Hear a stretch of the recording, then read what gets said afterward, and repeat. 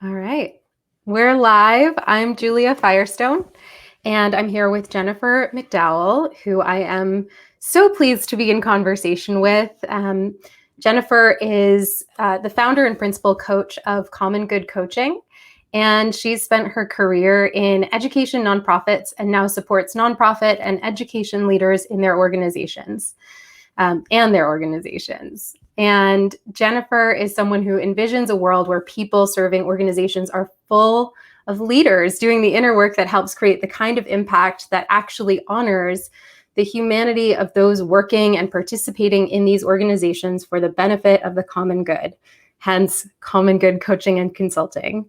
So Jennifer, I'm so pleased to be here with you. Welcome. Thank you. It's my honor to be with you. I'm just thrilled.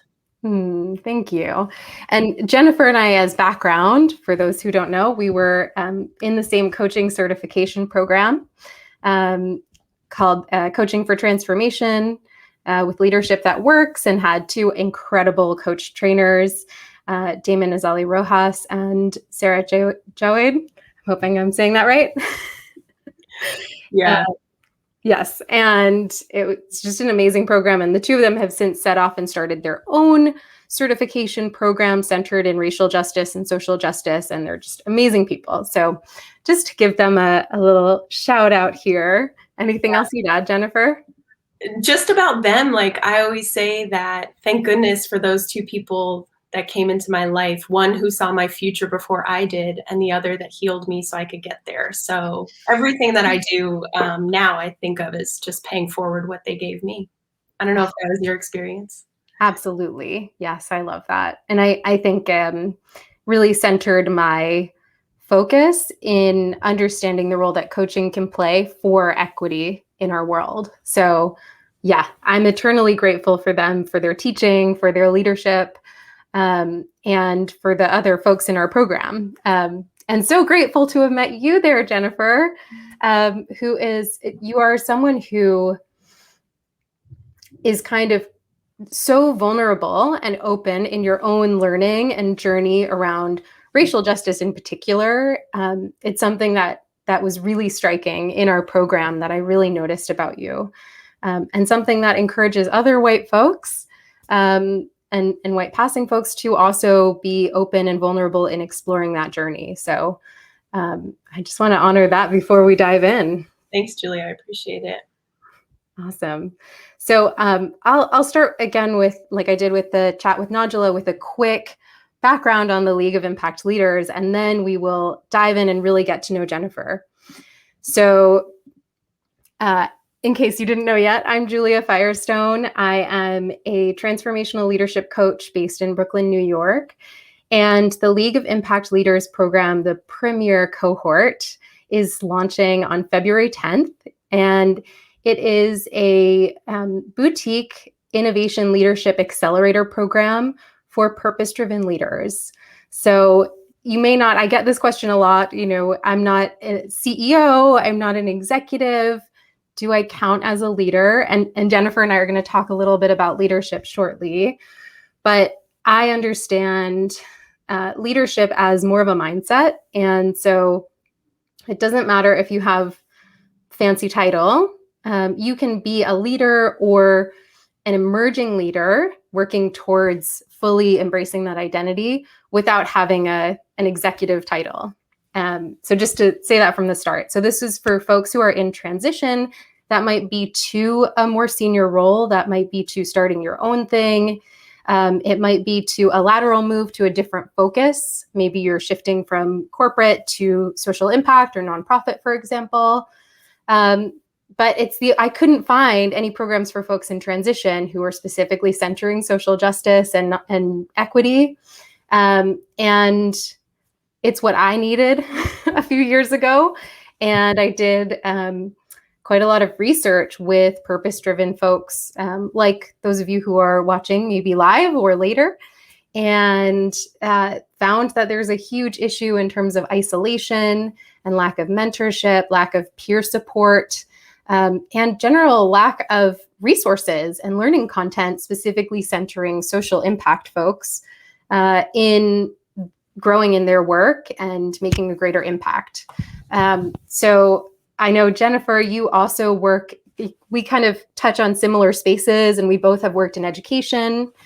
And your focus is really on nonprofit leadership, would you say?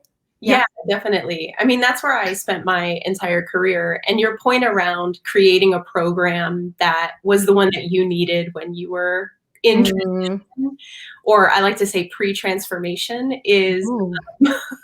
is exactly how I started to think about what I wanted to put out in the world, because it was missing for me. And until Mhm.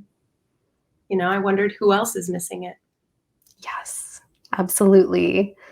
Yeah. So we're going to dive in, and we're going to start on who Jennifer is and the work that she does. And I just want to add, for anyone watching either now, live, or later, that today, February 1st, is the last day that you can get a bonus coaching session one-on-one with me, which is over $400 value. If you sign up for the League of Impact Leaders by midnight tonight, whatever your time zone is. So super important. I just wanted to make sure that's upfront, that today is the last day to get that bonus session. So with that, and I'll be answering any questions you have about the program later on for those watching. So all of that said, Jennifer, I want to start by asking, who do you most love, or how do you most love supporting people? And who do you most love supporting? Hmm. So when I think of the person that I most love to support, I'll say who and then how.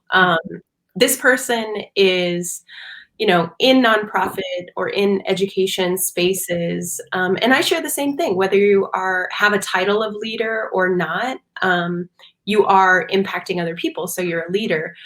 But the people I support have been socialized to believe, like, go, go, go, data, funders, it's urgent, this work has to happen now.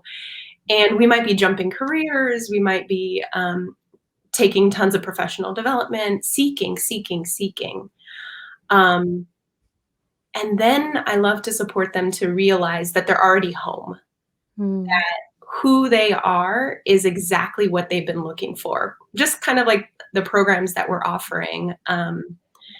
And realizing for them how tapping into their own wholeness and their own energy of um, creativity and calmness is exactly what they've been looking for outside of themselves.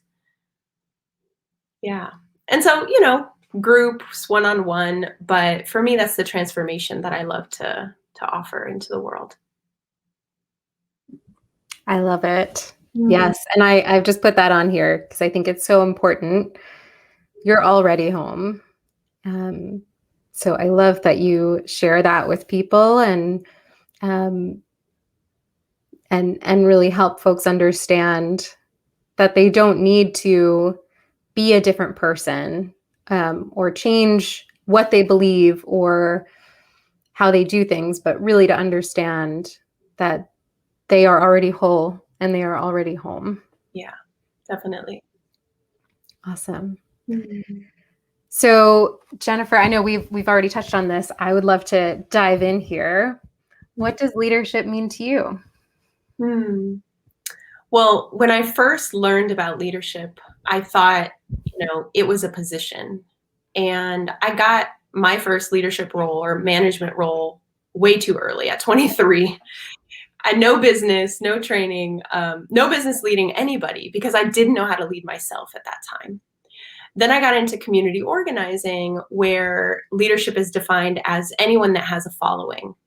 And that never sat right with me either, because, you know, if people are following me, am I going the right way? Am I looking at myself? Who's leading me? And so Mhm. what I've come to understand over the last, several years is that leadership is a process. Mm. And sometimes I even imagine it, happening in a circle, like we're all leading collectively. Um, but in one-on-one spaces, it's side by side, right? Because as you're growing, I'm growing. As I'm growing, you're growing.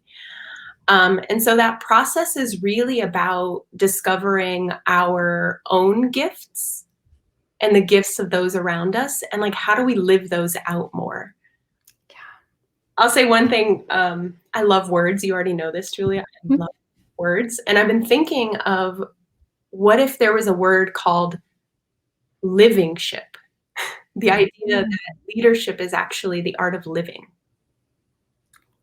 or the process of living. Anyway, so I've been thinking about where is that word? Living ship. Yeah. Yeah, that so subverts the idea of leadership as title or boss to mean if I'm understanding you correctly, Jennifer, is that about, I know the word authentically gets used so much and incorrectly, but is it about living most true to who you are? It's about that, and it's about understanding that there is no such thing as a time when you're leading and a time when you're not, Mm. right? Mm-hmm. I have to lead in my relationships at home with my 3-year-old and my partner because it's part of how I'm showing up, and inviting how they're showing up in the space is also leadership. Yes. Yes. So really opening up what leadership means.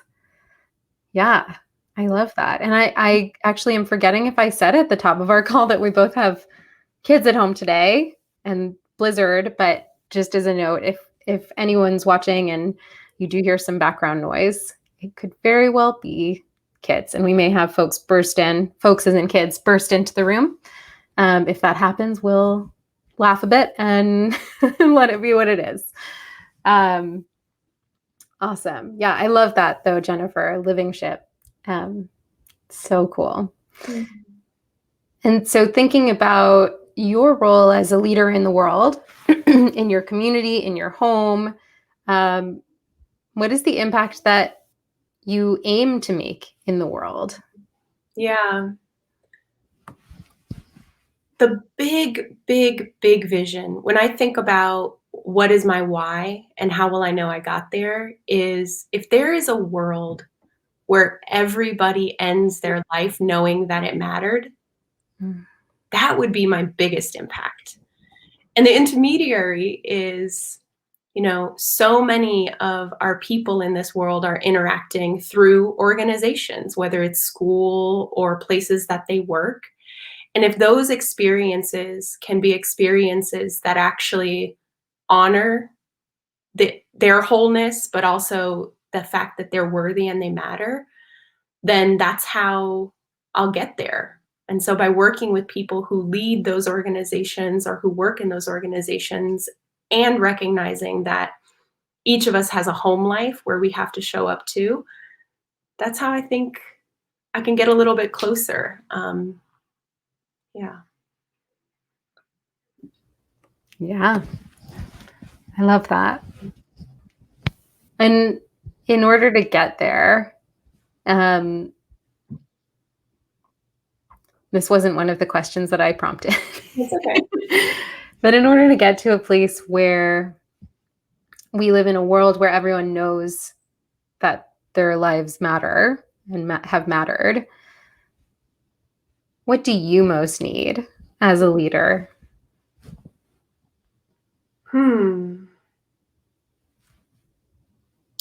I think it's to be around people who are also on the hunt for belonging, for impact, um, for lives being important, even if they don't do extraordinary things, right? Um, and so a community of people who are also in search of their own sense of mattering and sort of expanding that out into the world. None of this, I'm thinking about even the work that Resmaa Menakem talks about. Healing has to happen collectively. Mhm. And I think leadership and impact happens collectively too, but we have to be willing to start with ourselves. Yes. So I don't know if exactly I answered your question, but that's what came to my heart. Yeah. Well, what I really heard you saying, Jennifer, is that this work has to be done in community and that we can each as individual little separate people, work with coaches or therapists or do our own learning and reflecting. But leadership matters insofar as we're serving folks in community with ourselves, and that we're enabling them to serve each other too. And that community is kind of the key. I Is think that so. right? Yeah, community, relationship, anything other than individuality. This idea that, we're alone can do everything, and I don't think that's true. Mm-hmm. Mm-hmm. That kind of challenges another element of leadership as we think of it, which is sort of and I like talk about the pale, male, stale, and I could add cis, able-bodied, so many identity markers of what we see as leadership, and how it is very much the powerful, control-based lone wolf, who is kind of top down, maybe inspiring people, but it is about sort of ego and personality rather than how many people have you helped unlock their own amazingness and their own ability to make their biggest impact possible. Yeah, what you unlocked for me just in sharing that is how much energy it actually takes to be that lone wolf. Mm. You show up at work and you're putting all your energy and all of your effort into doing everything for other people and, organizing everyone's work. You come home exhausted. You come Mm. home potentially to isolation and loneliness because that kind of way of being, of putting this like mask of leader on, is really exhausting. I Yeah. think it's the thing that contributes to burnout is the belief that we alone should or can do it all. Mm. And that can't be the case. Yeah. Yes. Oof. Hmm. Yeah. I feel like there's more there that I There's want to sit with. Yeah. Oh, there's so much more there. I think Yeah. we could talk about, people leaving workplaces. We could there's so many ways that could go. Mm. Um, Yeah. and the And I think socialization of these places. yes. Yeah.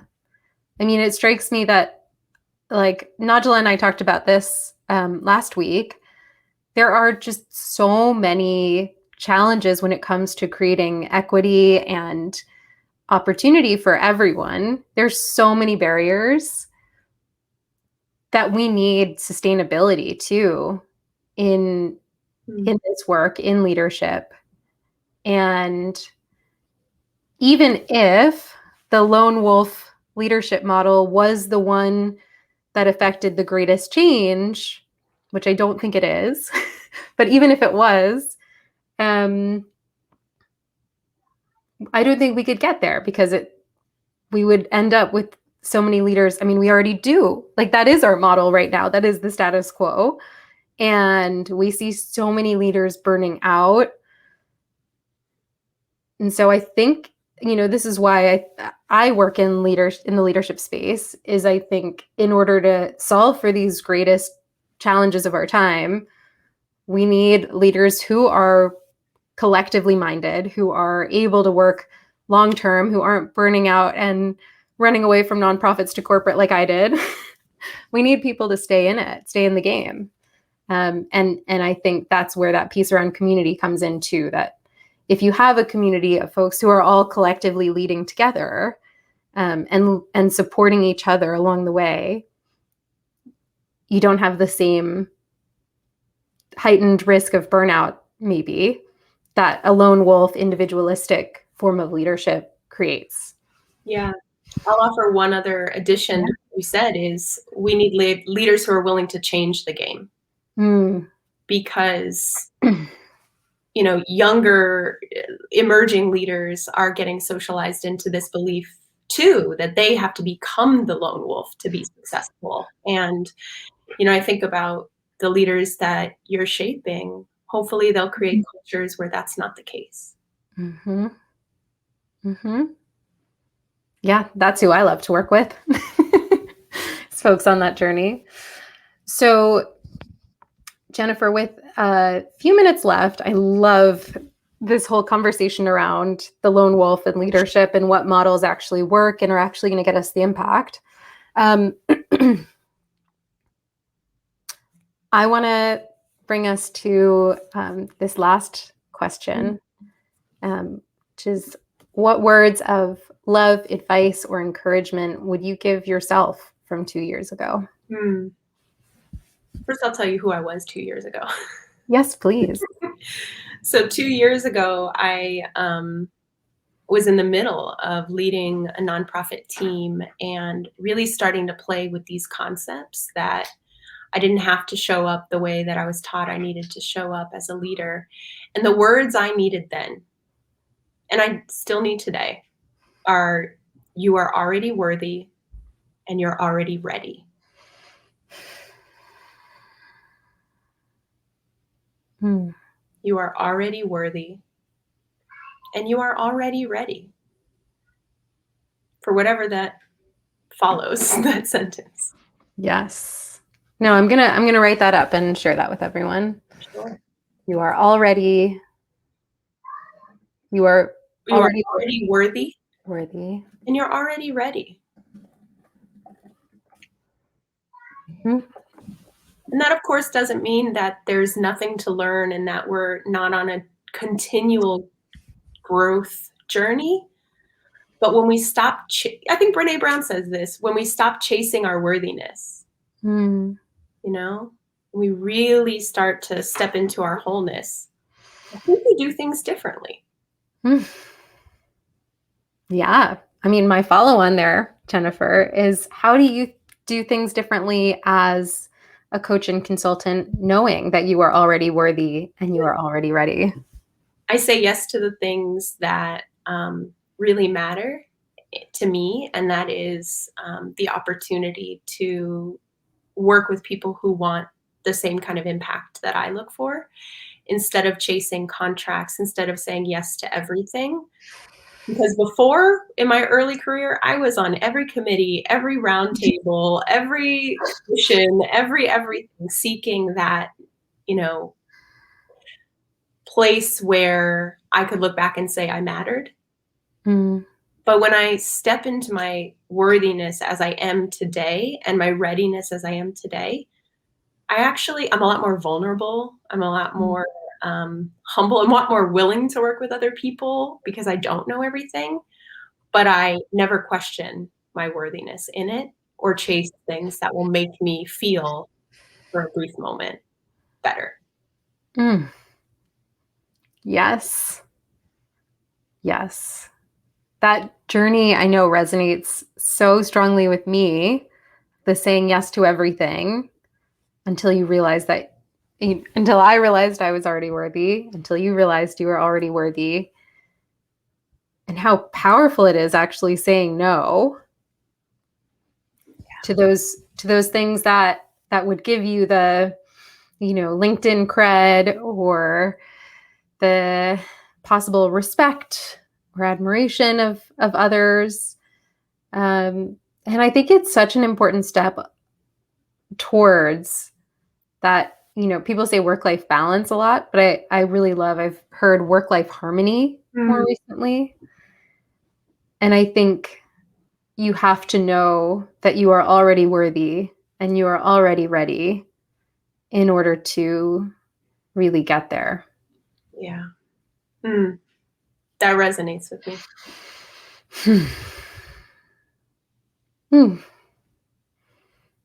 And so, as we close here, I want to thank you, Jennifer, for your time and your energy and your words of wisdom and love for yourself that I truly hope permeates those who are watching, who have watched, those who have the great pleasure and honor of getting to know you and work with you. And I am very excited for everyone in the League program who will have the opportunity to work more closely with Jennifer for these 3 live mentor sessions that you'll have in a small group together towards the second half of the program. And again, we launched on February 10th. And if you sign up today for this 6-month program, you will get a bonus 7th one-on-one coaching session with me, which is valued at over $400. So it's a really special offer. And we have amazing people who are supporting this cohort, like Jennifer McDowell and Nodula Dales, who, if you haven't watched our chat, I highly recommend checking it out, also on this Facebook page. And yeah, Jennifer, I just want to pass it to you for any last thoughts or ways that, last thoughts, but also how can folks get in touch with you and what do you have going on right now? Well, my last thought is your work is a gift. And so I'm really, really excited to be just a small part of it because I know that the impact is large.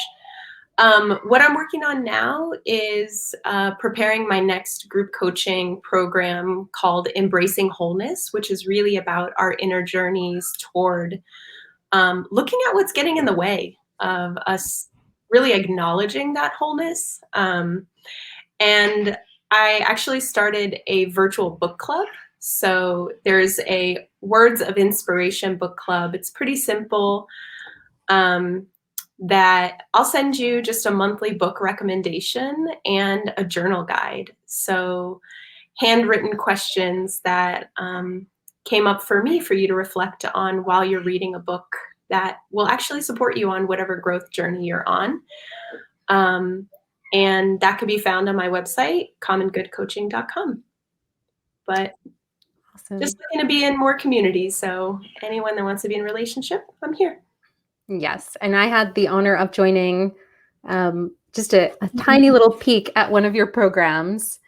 And it was such an amazing group of education leaders and folks working in community. And the work that you're doing is just so impactful and so based in that self-love.